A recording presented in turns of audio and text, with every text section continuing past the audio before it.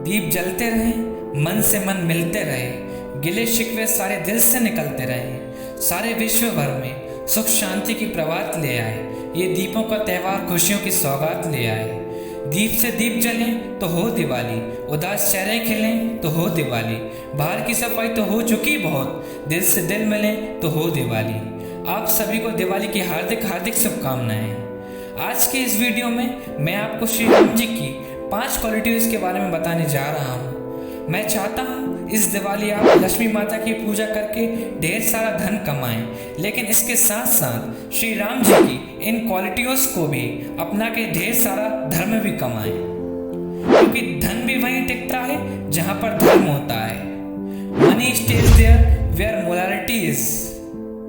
अगर आप चाहते हैं इस दिवाली में कुछ बदलाव लाना तो इस वीडियो को अंत तक देखते रहें। श्री राम जी की पहली क्वालिटी है उनका बैलेंस माइंड, उनका संतुलित दिमाग। श्री राम राजा बनने जा रहे हैं। उनके पिता ने अचानक से आदेश दे दिया 14 साल का वनवास।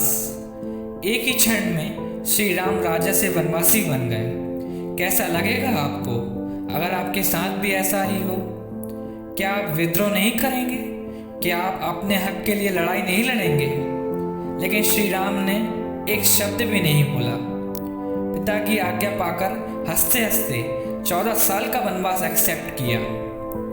और ये केवल वही कर सकता है जिसका अपना मन संतुलित हो। श्री राम जी की दूसरी क्वालिटी है बीइंग ग्रेटफुल, उपकार मानना।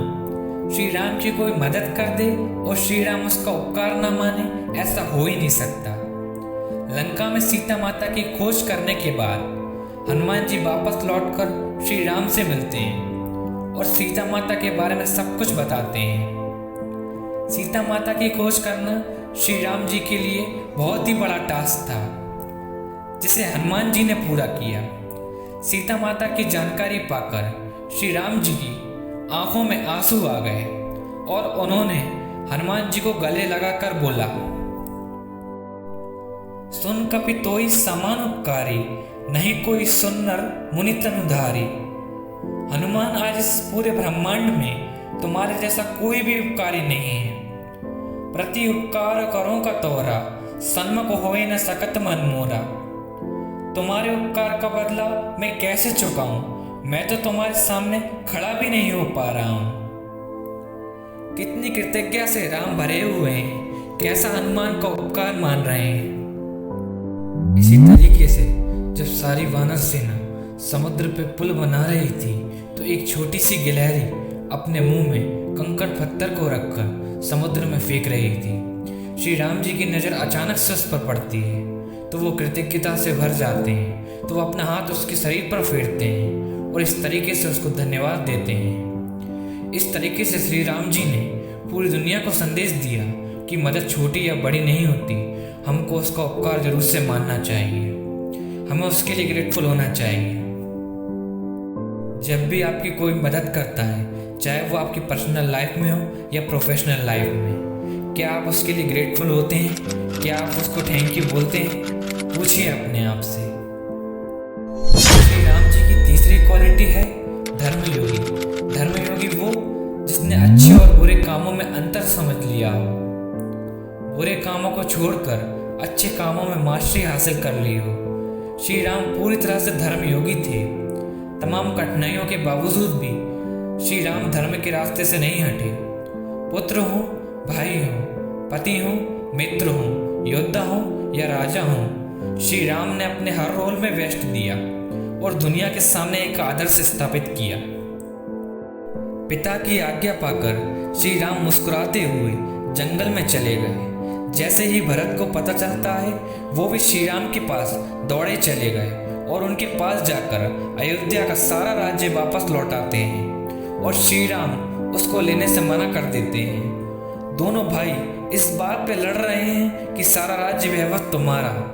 एक कहता है कि आप राज्य करो, मैं वन में जाऊंगा, तो दूसरा कहता है नहीं, तुम राज्य करो, मैं वन में रहूंगा।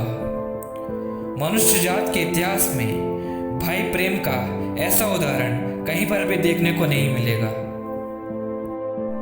पति धर्म ऐसा निभाया कि रावण के चंगुल से सीता माता को छुड़ाकर लेकर वापस आए। राज्य धर्म ऐसा निभाया कि आज भी हम देश में राम राज्य का सपना देखते हैं। श्री राम ने अपनी पूरी लाइफ में एक ऐसा स्टैंडर्ड, एक ऐसा बेंचमार्क स्थापित किया जिसे हम फॉलो करके अपनी लाइफ में भी ग्रेटनेस को अचीव कर सकते हैं।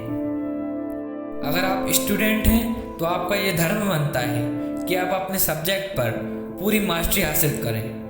आप किसी कंपनी में जॉब कर रहे हैं तो आपका ये धर्म है कि आप अपने जॉब के साथ पूरा न्याय करें, अपने स्किल में मास्टरी हासिल करें और अपनी बेस्ट परफॉर्मेंस दें। अगर आप बिजनेसमैन हैं तो आपकी ये रिस्पॉन्सिबिलिटी है या आपका धर्म है कि आप प्रॉफिट जनरेट करने के साथ साथ अपने स्टेक होल्डर्स और सोसाइटी का भी उतना ही ध्यान रखें। क्या आप ऐसा करते हैं? पूछिए अपने आप से। श्री राम की क्वालिटी है उनका पेशेंस, उनका धैर्य।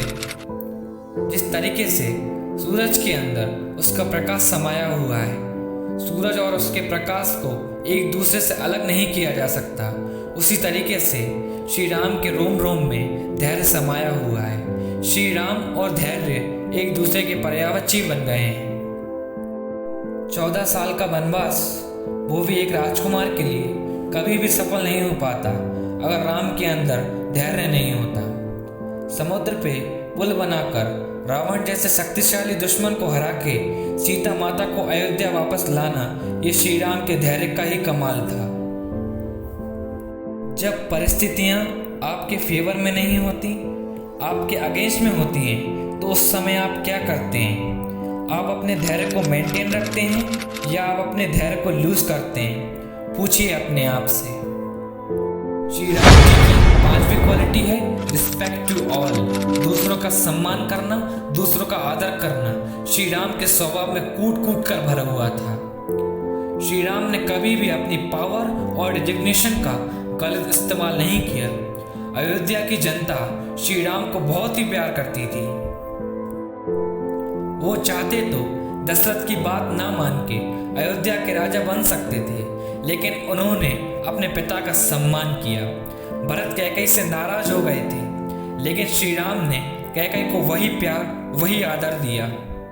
आदिवासी महिला शबरी के हाथों झूठे बेर खा के उन्होंने शबरी का ही सम्मान नहीं किया, बल्कि पूरी आदिवासी समाज का सम्मान किया। जंगल में रहते हुए वो छोटे बड़े पशु पक्षियों का भी सम्मान करते रहे, यहाँ तक कि श्री राम ने अपने शत्रु का भी सम्मान किया। जब रावण आखिरी सांसें ले रहा था तो श्री राम ने लक्ष्मण को रावण के पास भेजा ज्ञान प्राप्त करने के लिए, और इससे उन्होंने पूरी दुनिया को संदेश दिया कि व्यक्ति बुरा नहीं होता, बुरे होते हैं उसके कर्म। मैं आशा करता हूँ कि इस दिवाली जब आप अपने घर में लक्ष्मी माता और गणेश जी को लेकर आएँ तो अपने अंदर श्री राम की 5 क्वालिटियों को भी लेकर आएँ, जिसमें आपकी दिवाली पूरी तरह से ट्रांसफॉर्मेशन हो सके, आप अपनी लाइफ में कुछ बदलाव ला सकें। अगर ये वीडियो आपको अच्छा लगा हो तो अपने फैमिली, फ्रेंड्स और रिलेटिव्स को मिठाई के साथ साथ ये वीडियो भी शेयर करें। यह दिवाली आपके सभी सपनों को पूरा करे और आपकी ज़िंदगी में खुशहाली लाए। हम आपके लिए खास हों, लक्ष्मी माता का आपके घर में वास हो। दीपावली में लक्ष्मी जी आपके घर में आएँ, सुख समृद्धि और धन वैभव लाएं। हमारा जीवन भी दिवाली की तरह है, तो यह वादा करें कि हम भी अपने जीवन के हर हिस्से और मौके को दिवाली की तरह ही एंजॉय करेंगे। झिलमिल झिलमिल दीप ऐसे ही जगमगाते रहें, आपके परिवार में सब सदा मुस्कुराते रहें। मेरी दिल की यही दुआ है कि आपकी यह दिवाली बहुत ही प्रकाशमय और रंगीन बने। उम्मीद है कि यह दिवाली आपके बुरे समय को जलाकर एक नए समय की शुरुआत करे। दीपों की यह जगमगाती रोशनी आपके जीवन में भी रोशनी लाए।